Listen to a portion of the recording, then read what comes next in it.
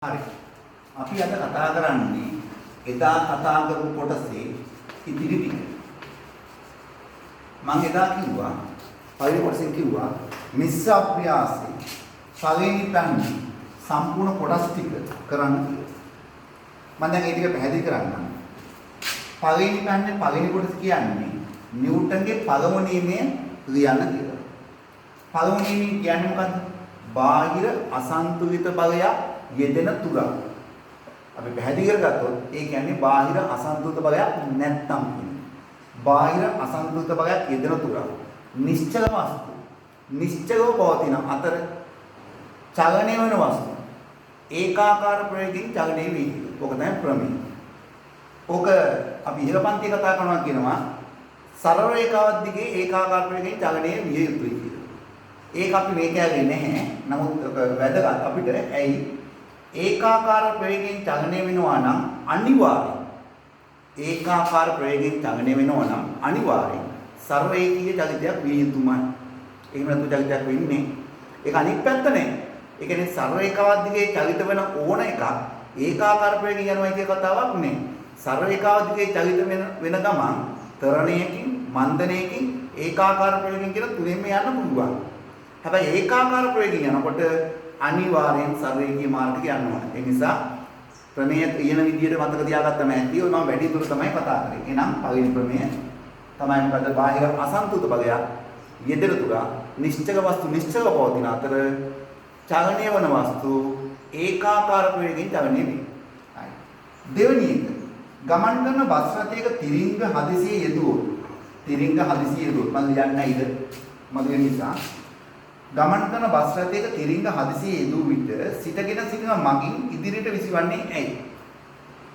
ඒ කියන්නේ බස් එකක් ගමන් කරනකොට ගමන් කරන ගමන් එකපාරටම තිරිංග යෙදුවොත් බ්‍රේක් ගැහුවොත් අපි ඉස්සරහට විසිරෙනවා. හරිද?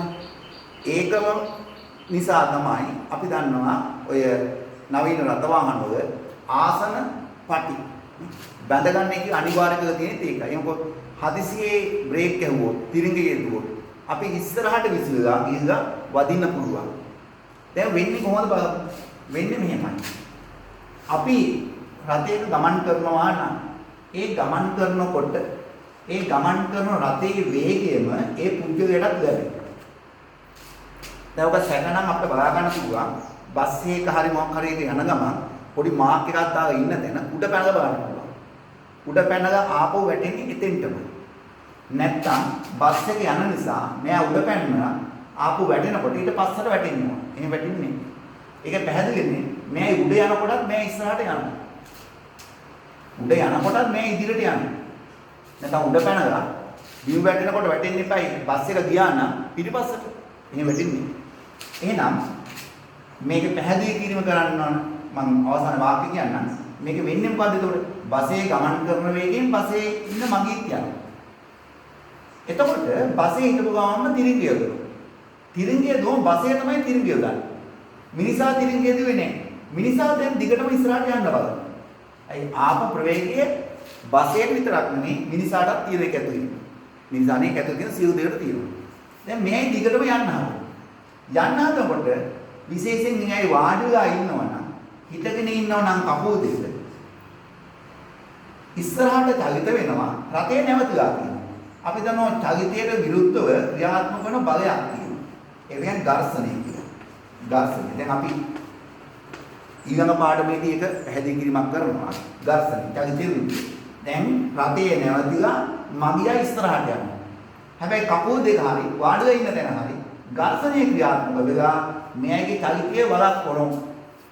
වළක්වන්නේ කොයි කොටසෙද? යට කොටස. උඩ කොටස වළක්වන්න කෙනෙක් නැහැ.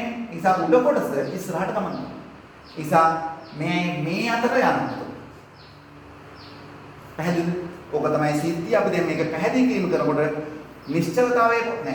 ගමන් කරන බස් රථයක තිරිංග හදිසියේ යෙදූ විට සිටගෙන සිටන මගින් ඉදිරියට විසිවන්නේ ඇයි? අපි පැහැදිලි කරන්න වාක්‍යය අවශ්‍ය කට්ටිය ලියා ගන්න.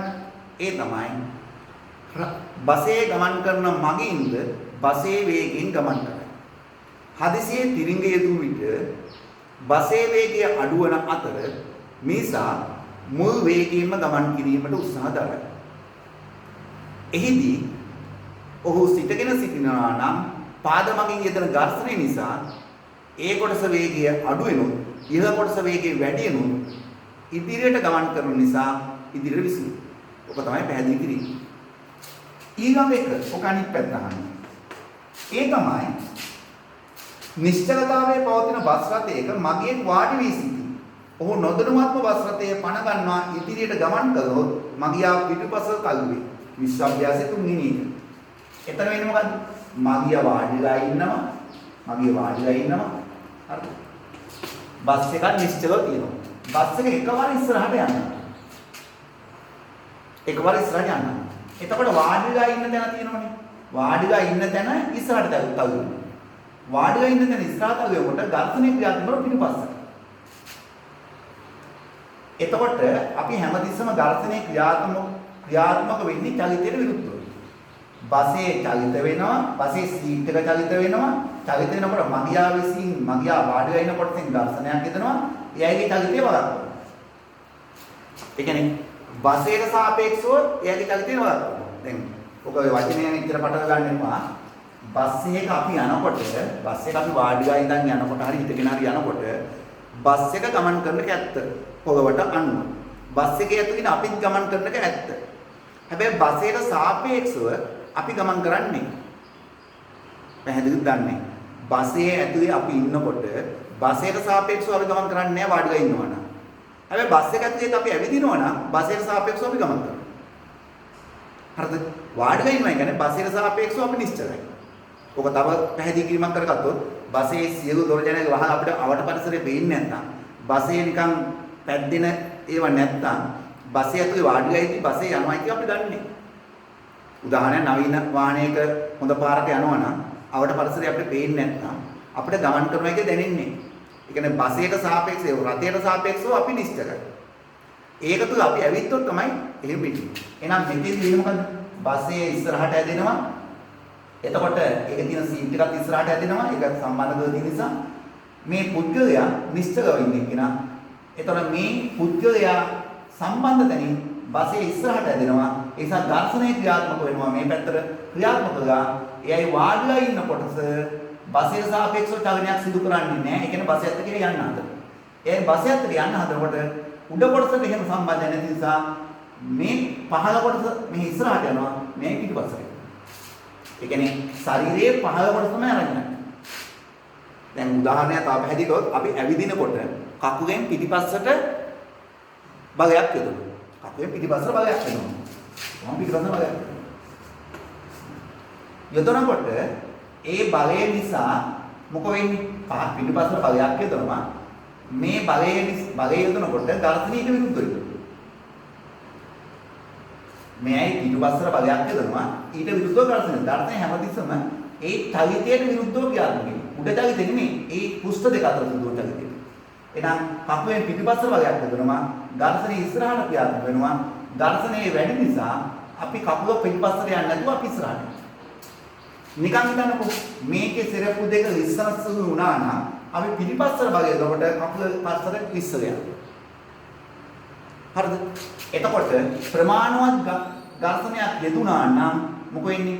මේක ලිස්සල යන්නේ නැහැ. ඒ කියන්නේ මේ දෙක අතර සාපේක්ෂ චලිතයක් සිදු වෙන්නේ. මෙතන වෙන්නේත් එහෙමයි.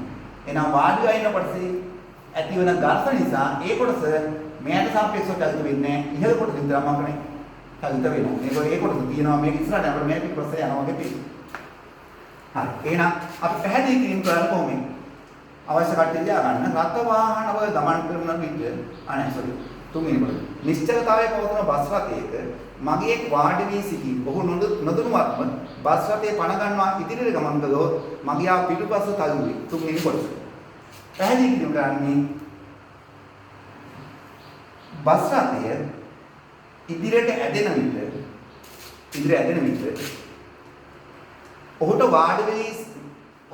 ඔහු වාඩි වී සිටින කොටස පමණ ඝර්ෂණය ක්‍රියාත්මක වී බසයක් ඉදිරියට ඇදෙන විට ඔහු වාඩි වී සිටින කොටසේ පමණ ඝර්ෂණය ක්‍රියාත්මක වී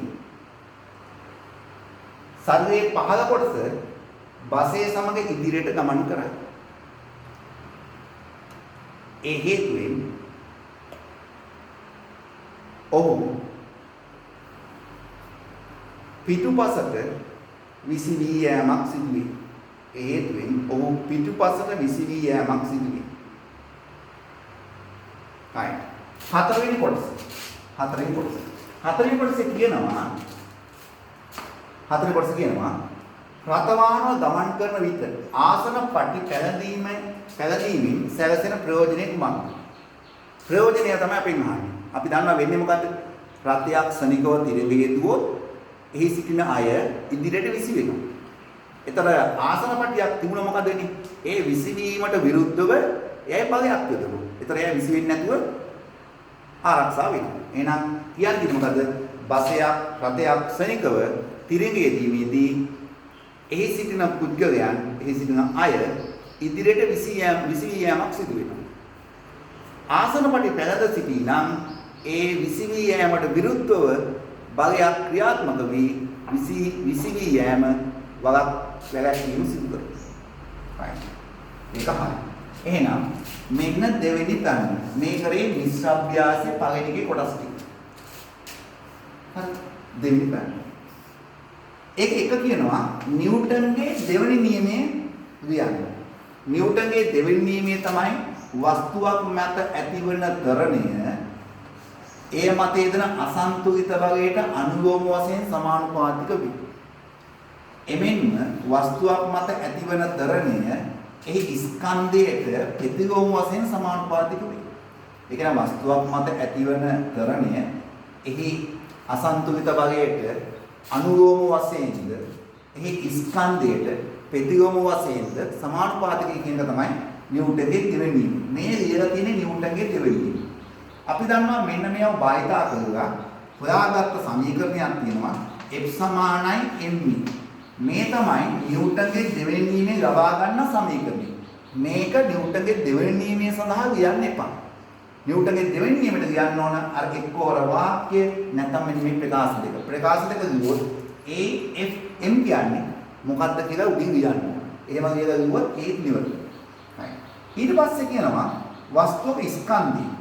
ඒ කියන්නේ දෙවෙනි කොටස පන්නයක් හදන්න තියෙන්නේ. හරිද? එහෙනම් දෙකේ දෙවෙනි කොටස. නිව්ටන් දෙවෙනි නියමයෙන් තියෙන්නේ. වස්තු ස්කන්ධයේ කිලෝ 12යි. ඒ චලනය වන දිශාවට ඒ මත කියන්නේ කිලෝ 12යි කිලෝ තියෙන වස්තුව මොකද කරන්නේ? බලයක් යොදනවා. ඒ මත 6යි නිව්ටන් බලයක් යොදනවා. ඒ බලයේ දිශාවට හටගන්නා ත්වරණය අපි දන්නවා මේ සඳහා අපේ සමීකරණයක් තියෙනවා F සමානයි mv නිව්ටන් දෙවෙනි නියමයෙන් ලබා ගන්න සමීකරණය. ඒකට අපි ආදේශ කරනවා. F කියන්නේ බලය නිව්ටන් වලින් ආදේශ කරනවා. m කියන්නේ ස්කන්ධය කිලෝග්‍රෑම් වලින් ආදේශ කරනවා. a කියන්නේ ත්වරණය වර්ග තප්පරයට මීටර. ඒකක දාන්න එපා. ඔකට සාමාන්‍ය ක්‍රමදී ඒක දැම්ම පට ගෑනවා. මේක ඊග පන්තියේ ඉඳන් ඒක දාන්න ඕන. දැනට සම්මත ඒකකෙන් දාන්න ඒක දාන්න එපා. එහෙනම් F කොච්චරද? 6යි මේක 12යි මේක a. එහෙනම් a සමානයි 12න් බෙදනවා. 6 බෙදීම 12 නැත්නම් 0.5යි. දැන් සම්මත ඒකකය මොකද්ද? ms ඍණ 2. හරි.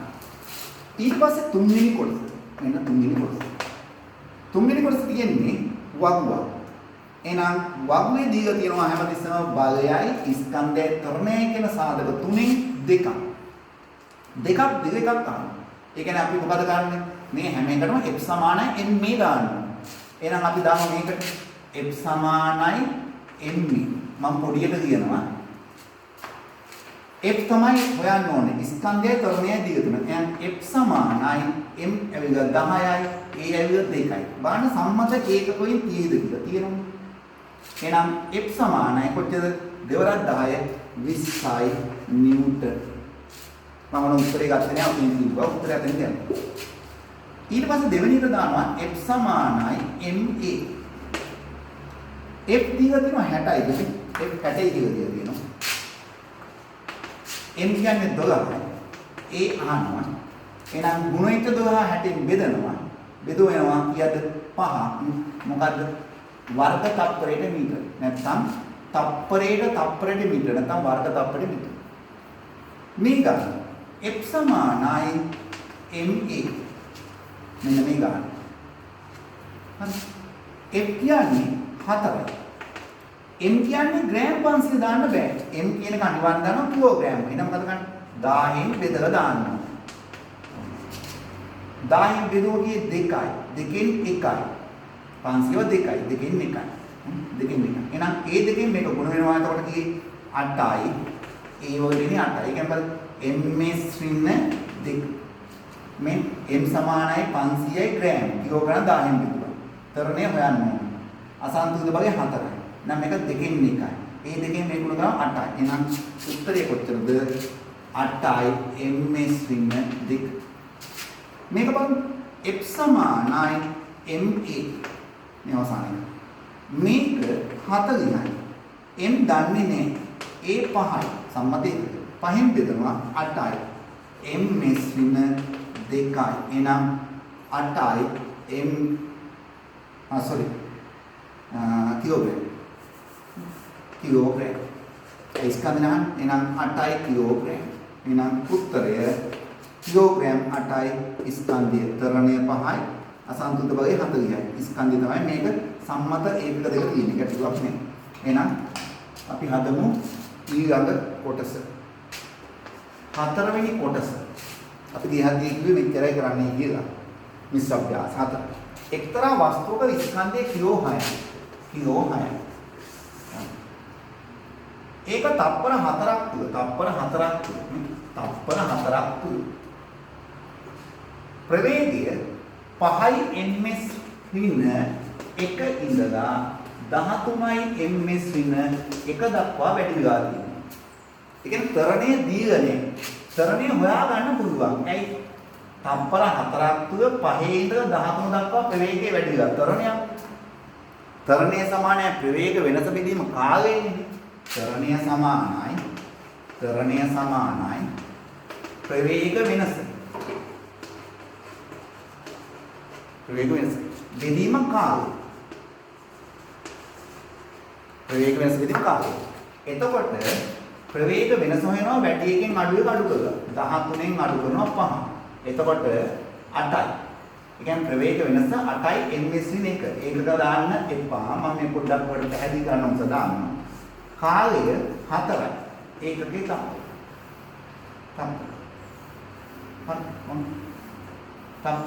දැන් මොකද වෙන්නේ? දැන් 13න් 5ක් ගියාම 8යි. 8 4න් බෙදුවම 2යි. ඒකද මොකනේ? මෙතන s ඍණ එකක් තියෙනවා. මේ s එකක් උඩට ආවම තව ඍණ එකක් එනවා. මේ එක උඩට ආව ඍණ එකයි මේ ඍණ එකයි දෙකක් වෙනවා. එතකොට ms ඍණ 2. ඔයගොල්ලෝ මේ වැඩේ කරන්න එපා. ඔන්න එනවා තරණය. දැන් අපෙන් අහනවා මෙන්න මේ ප්‍රවේග වෙනස ඇති කිරීම නැත්නම් තරණය ඇති කිරීමට සමත් වන අසන්තුලිත බලය F සමානයි ma. F හොයා ගන්න ඕන m ඇවිල්ලා 6යි තරණය ඇවිල්ලා 2යි උත්තරේ 12යි නිව්ටන්. ඔන්න එහෙනම් අභ්‍යාසයේ අවසන්. හරි. අපි එහෙනම් තියරි ටික බලමු. අපි කතා කරන්නේ නිව්ටන්ගේ පළමු නියමයේ කතා කරා. නිව්ටන්ගේ පළමු නියමයෙන් කියන්නේ චලිත විස්තර කරනවා. කොහොම විස්තර කරන්නේ? බාහිර අසන්තුලිත බලයක් යෙදෙන තුරා නිශ්චල වස්තු නිශ්චලව පවතින අතර චලනය වන වස්තු ඒකාකාර ප්‍රවේගයෙන් චලනය වෙනවා. ඒ කියන්නේ මෙයයි කියන්නේ බාහිර බලයක්, බාහිර අසන්තුලිත බලයක්, තුලණය වෙච්ච නැති බලයක් තියෙනවා නම් වස්තුවක් තරණය හෝ මන්දනය වෙනවා. බාහිර අසන්තුලිත බලයක් නැත්නම් එක්ක නිශ්චලව තියෙන්න ඕන නැත්නම් ඒකාකාර ප්‍රවේගයෙන් චලනය වෙනවා. නිව්ටන්ගේ දෙවෙනි නියමය. ඒ කියන්නේ මොකද? වස්තුව අර නිව්ටන්ගේ පළවෙනි නියමයේ කතා කරන්නේ බාහිර අසන්තුලිත බල, බාහිර අසන්තුලිත බලයන් නොමැති අවස්ථාව. මම කිව්වා බාහිර අසන්තුලිත බලයන් නැත්නම් තියෙන නිශ්චලව හෝ ඒකාකාර ප්‍රවේගය. බාහිර අසන්තුලිත බලයක් තියෙනවා නම් කොහොමද ඉන්නේ? තරණයක් හෝ මන්දනයක්. නිව්ටන්ගේ දෙවෙනි නියමයෙන් කියවෙන්නේ ඒ තරණය ගැන. කොහොමද කියන්නේ? ඒ තරණය අනුලෝම සමානුපාතිකයි ස්කන්ධයට ඒ තරණය ප්‍රතිලෝම සමානුපාතිකයි අනුලෝම සමානුපාතිකයි බාහිර අසන්තුලිත බලයට ප්‍රතිලෝම සමානුපාතිකයි ස්කන්ධයට. මොකද කියන්නේ? තරණය අනුලෝම සමානුපාතිකයි බාහිර අසන්තුලිත බලයට තරණය ප්‍රතිලෝම සමානුපාතිකයි ස්කන්ධයට. ඒ නිව්ටන්ගේ දෙවෙනි නියමය. පළවෙනි කිව්වේ අසන්තුලිත බව නැත්තම් අසන්තුලිත බව නොමැති නම් අසන්තුලිත බව නොමැතිනම් තමයි බාහිර අසන්තුලිත බව යෙදෙන තුලා කියන්නේ ඔක තමයි. නොමැතිනම් එක්ක වස්තුව නිශ්චලයි, ඊතර වස්තුව නිශ්චලයි.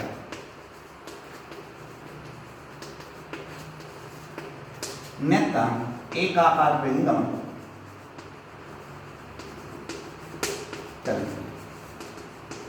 ඔන් නියමදී.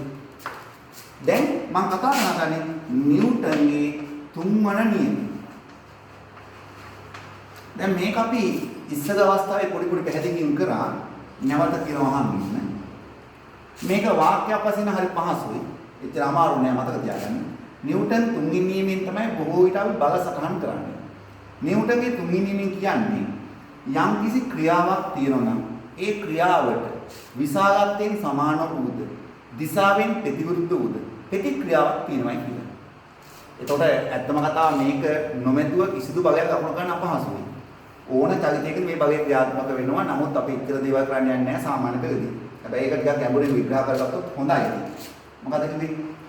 ඕනම ක්‍රියාවකට විසාගතයෙන් සමාන ක්‍රියාවෙන් ප්‍රතිවිරුද්ධ ප්‍රතික්‍රියාවක් තියෙනවා.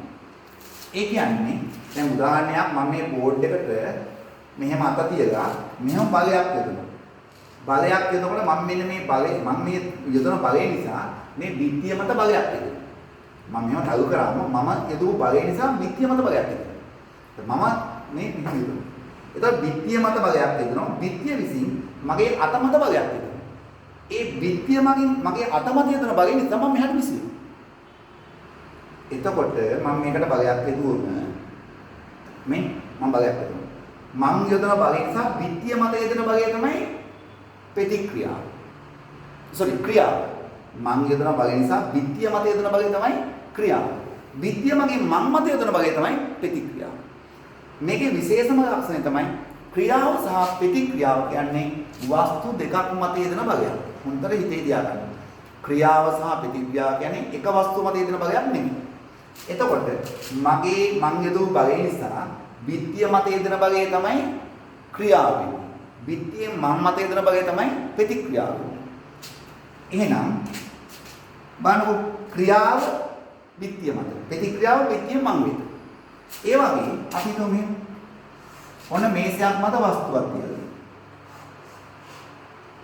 වස්තුවේ බර තියෙනවා. ඒක වස්තුවට අයිති බලයක්. බර.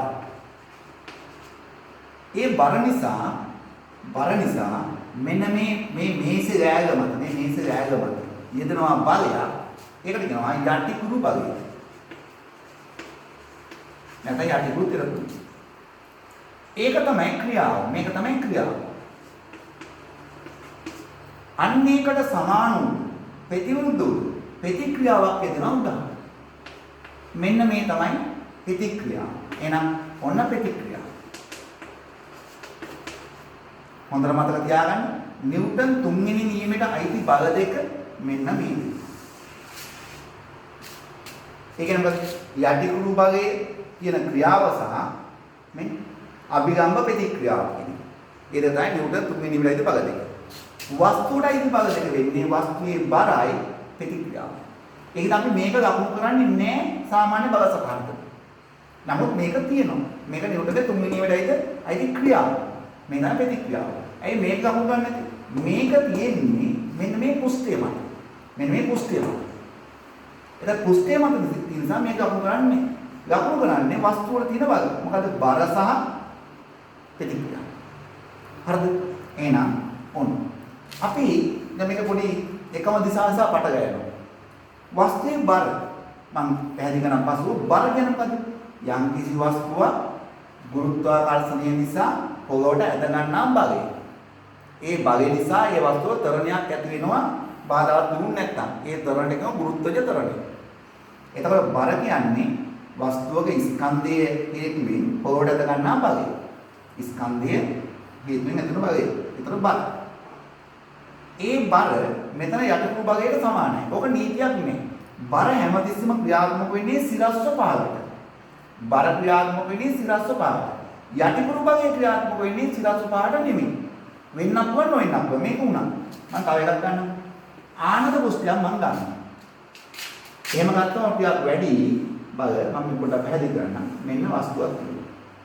වස්තුවේ බර කොහාට තියෙන්නේ? මෙන්න වස්තුවේයි බල වස්තුවේ බර සිරස්ව පහළ. මෙන්න වස්තුවට අයිති නැති භාගය මම කඩේකින් දානවා. ඒ තමයි යටිකුරු භාගය. යටිකුරු භාගය. ඒ තමයි නිව්ටන්ගේ තුන්වෙනි නියමයට අදාළ ක්‍රියාව. මේ ක්‍රියාව. ක්‍රියාව හැමතිස්සෙම සිදු වෙන්නේ පෘෂ්ඨ දෙකට ගම්බව. දැන් මොකෝ වෙන්නේ?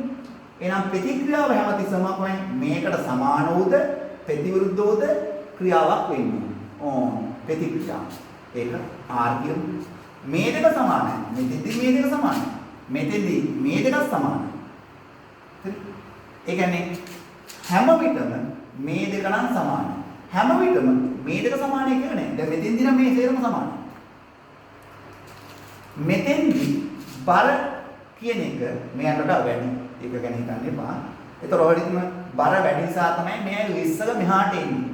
ඇයි මේ වස්තුවට අයිති බල දෙක දැන් මොකද්ද? බරයි අභිගම ප්‍රතික්‍රියාව. නිව්ටන් තුන්වෙනි වෙනදී බල දෙක මොකද්ද? යටිකුරු බලයයි අභිගම ප්‍රතික්‍රියාවයි. මේක වැඩි. වැඩි නිසා මේක බලයට විස්ස වෙනවා. විස්ස වෙන්නේ නැත්නම් ඒ කියන්නේ මේ දෙක අතර අන්න අමතර බලයක් තියෙනවා. ඒකට කියනවා ඝර්ෂණය. ඒක මේ වස්තුවට ක්‍රියාත්මක වෙනවා. ඒක අපි ඉස්සරහා තියෙන පාඩමේදී කතා කරමු. දැන් අර පැහැදිලි කරගන්න දුන්නේ. ඒ කියන්නේ මෙච්චර පැහැදිලි කර ගැනීමක් අවශ්‍ය වෙන්නේ නැහැ සාමාන්‍ය බයට. නමුත් නිකම් මේ වැඩිපුර අදහසක් ගන්න හැමතිස්සෙම මතක තියාගන්න මේ දෙක නම් සමානයි ඕනම මොහොතක. මොනද කිව්වේ? ක්‍රියාව සහ ප්‍රතික්‍රියාව. හරිද? දැන් අපි බලමු මේවා අපිට භාවිතාවෙන් දැන් බොහෝ තැන් තියෙනවා. ගොඩක්ම ජනප්‍රිය විතරයි මේ කතා කරන්නේ නැත්නම් නැති තැනක් නෑ. උදාහරණයක් අපි ගමුකෝ. හයිඩ්‍රජන් බැලුනක්. හයිඩ්‍රජන් බැලුනක් ගන්න හේතුව තමයි ඒකේ ස්කන්ධය ගොඩක් අඩු. ඒ නිසා බරත් අඩුයි.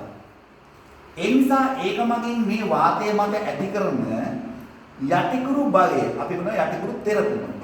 ඒකත් අඩු. එහෙනම් මේකේ බර අඩු නිසා යටිකුරු තෙරපුම අඩු. හැබැයි මේ යටිකුරු තෙරපුම කියන්නේ බලපාන්නේ මේ බරම විතරක් නෙමෙයි. තරලයක් තුල නම් බලපානවා මෙන්න මේකේ පරිමාව. ඒ නිසා මේ වස්තුවේ බරට වඩා වැඩි යටිකුරු තෙරපුම මේකේ. මේ වගේ නෙමෙයි. මොකද තරලයක් තුල වස්තුවක් පාවෙනකොට ඒකට බලපානවා ඒකේ පරිමාව. ඒ නිසා මේකේ බර අඩුයි. ඒ බර මගින් පහට යදන යටිකුරු බලය වැඩි. ඒ යටිකුරු බලයට සමාන හා ප්‍රතිවිරුද්ධ බලයක් උඩහට යදනවා අපි කියනවා උඩුකුරු තෙරපුම. ඒක නිසා එතකොට මේ දෙක සමානයි. මොකද යටිකුරු බලයයි උඩුකුරු බලයයි සමානයි. ඒ කියන්නේ උඩුකුරු තෙරපුමයි සමානයි. එතකොට උඩුකුරු තෙරපුම බරට වඩා වැඩි නිසා මේක උඩහට යනවා. ඕකනේ අපිට වෙන්නේ වතුරේ බෝයක් එබුවා. හේතුව එතකොට අපි ඔබන් ඉන්න අවස්ථාවේදී පහකට යදන බලය බෝගේ බලයි අපි යදු බලයයි දෙකම එකතු කරලා තමයි පහකට බලයක් උදන්නේ. ඒ බලය ඒ වෙලාවේ යටිකුරු බලයට සමානයි. ඒ නිසා උඩුකුරු බලයටත් එක සමානයි. හරිද? උඩුකුරු බලයට බලපෑවේ සහ යටිකුරු බලයට බලපෑවා ඒකේ පරිමාණ. අපි අතගත්ත ගමන් මොකක් වෙනවයි? පහකට යදු බලය අඩු වෙනවා. ඒකේ බර විසින් යොදන බලය අඩු වෙනවා. හරි. ඒතර උඩුකුරු බලය වැඩි නිසා ඉහළට ගමන් කරනවා. එහෙනම් හයිඩ්‍රජන් බැලුමක් ඉහළට යන්නේ නිව්ටන්ගේ තුන්වෙනි නියමයට අනුව. ඔය විදිහටම කතා කරනකොට තවත් එකක් තමයි මොකද්ද? ආකාශ කරග. ආකාශ කරග මෙතන සේවේගායපත් වෙලා වායු කොටස පහකට විදිනවා. එතකොට එතන ක්‍රියාව. ඊට ප්‍රතිවිරුද්ධව යෙදෙනවා ප්‍රතික්‍රියාව මේක මත. මේකේ බරට වඩා ප්‍රතික්‍රියාව වැඩි නිසා මම ගන්න විසි. රොකට් තුවා. රොකට් කියන්නේ තියෙන්නේ. රොකට් කියන්නේ පොළොව මත විශාල පිපිරීමක් කරලා. එතකොට පල්ලෙහාට බලයක් යදනවා. පුස්තේ මත ඒකේ ප්‍රතික්‍රියාවක් යදනවා මේ යානය මත. එතකොට යානේ ඉහළට ගමන් කරනවා. එහෙනම් මතක තියාගන්න නිව්ටන්ගේ තුන්වෙනි නියමයේ කියවෙන්නේ මොකද්ද? ඕනම ක්‍රියාවකට විසාගතෙන් සමාන වූ දිශාවෙන් ප්‍රතිවිරුද්ධ වූ ප්‍රතික්‍රියාවක් ඇත කරනවා. අපි මේක තමයි භාවිතා කරන්නේ හැමතිස්සෙම බල සටහන් කරන්නේ නිව්ටන්ගේ තුන්වෙනි නියමය. හරි. මම පැහැදිලි කරනවා ස්කන්ධයයි බරයි ගම්මිතාවයයි.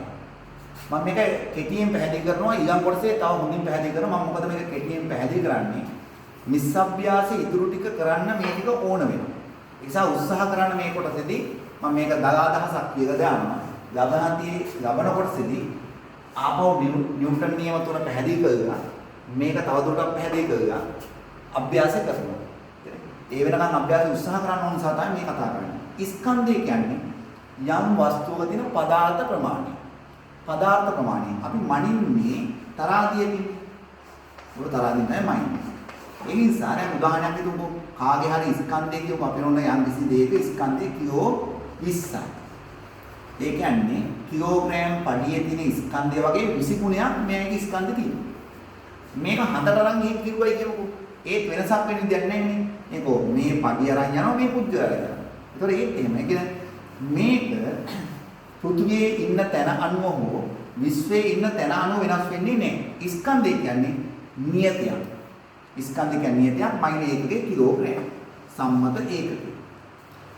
බර කියන්නේ යම් වස්තුවක් පොළොවට ඇද ගන්නා බලය. ඇද ගන්නා බලය. එතකොට ඒ පොළොවේ ඇද ගැනීමේ හැකියාව එකට බලපානවා. එතකොට ඇද ගන්නා බලය තමයි අසන්තුලිත බලය.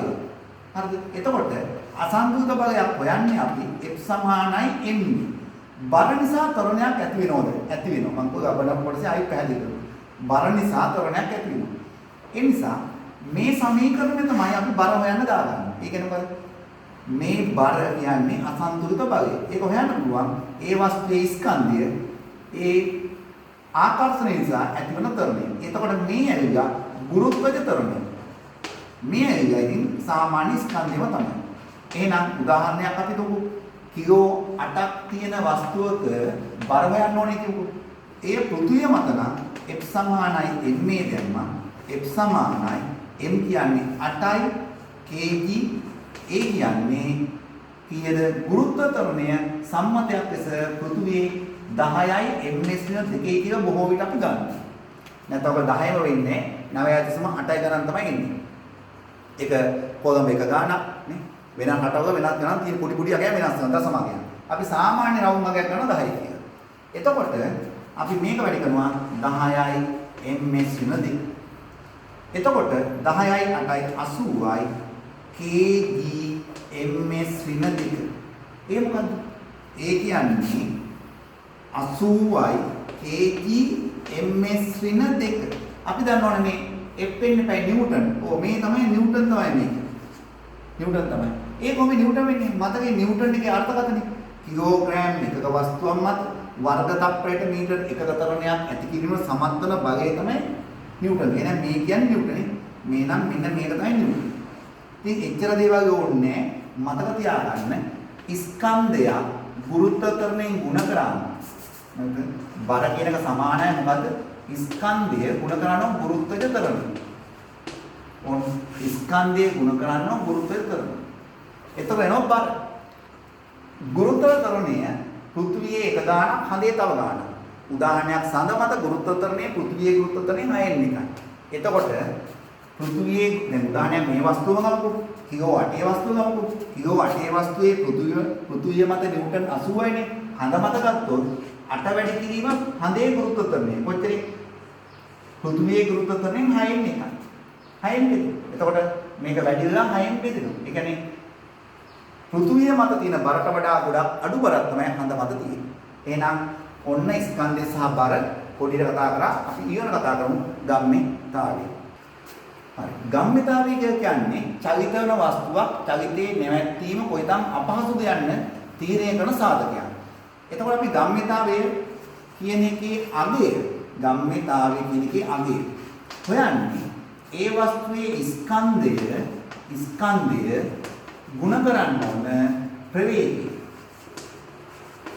ඒ කියන්නේ ප්‍රවේගයේ වැඩි නම් ගම්මිතාවය වැඩි. ස්කන්ධය වැඩි නම් ගම්මිතාවය වැඩි. දැන් අපිට ඔය පැහැදිලිකින් ගොඩක් කරන්න ගබන කොටසදී දැන් අපි මදුරුවේ ඇල්ල ඇඟේ හැප්පුණා කියලා අපිට අපහසු නැහැ. හේතුව මදුරුවගේ ප්‍රවේගය වැඩි. ස්කන්ධය ගොඩක් අඩුයි. දැන් අපි දන්නවා බර වාහනයක් හැප්පුණාම සිදුවන අනතුරු වැඩි. හේතුව බර වාහනේ ස්කන්ධය වැඩි. එතකොට අඩු ප්‍රවේගයෙන් වැදුනත් මේ දෙක ගුණිතය ගොඩක් ලොකු වගේක්. එහෙනම් ගම්මිතාවය කියන්නේ නැවත පැහැදිලි කරගෙන ගමු කොටසේ මේ ටික කරේ නිස්සබ්භ්‍යාසයේ සම්පූර්ණ අභ්‍යාසය කරන්න උත්සාහ කරන්න. ගබන කොටසේදී ඒක පැහැදිලි කරගන්න. ස්කන්ධයේ ප්‍රවේගයෙන් ගොඩ උදාහරණයක් කිලෝ 8ක ස්කන්ධයක් තියෙන එක අපි තුමු 4යි ms ඍණ එකක ප්‍රවේගය. හොඳේ තරණයේ ප්‍රවේගය. චලිතමය එහෙනම් ගම්මිතාවය වෙන්නේ 8 වරක් 4 32ක්. ඒකකේ වෙන්නේ කිලෝග්‍රෑම් ms ඍණ 1. අතර මතක තියාගන්න නිව්ටන් ආවේ කිලෝග්‍රෑම් ms ඍණ 2. එහෙනම් ගම්මිතාවය කියන්නේ ස්කන්ධයේ වැඩි කිරීම ප්‍රවේගය. ස්කන්ධයේ වැඩි කිරීම ප්‍රවේගය. ඒකක වෙන්නේ kg ms ඍණ 1. ස්කන්ධයේ ප්‍රවේගය වැඩි කම වෙනවා මොකද? ගම්මිතාවය. එහෙනම් නිස්සබ්භ්‍යාසය හදන්න උත්සාහ කරන්න. මම ඊගොල්ලෝ කොටසින් මේ ටික නැවත පැහැදිලි කිරීමක් කරලා අභ්‍යාස කියලා දෙන්න.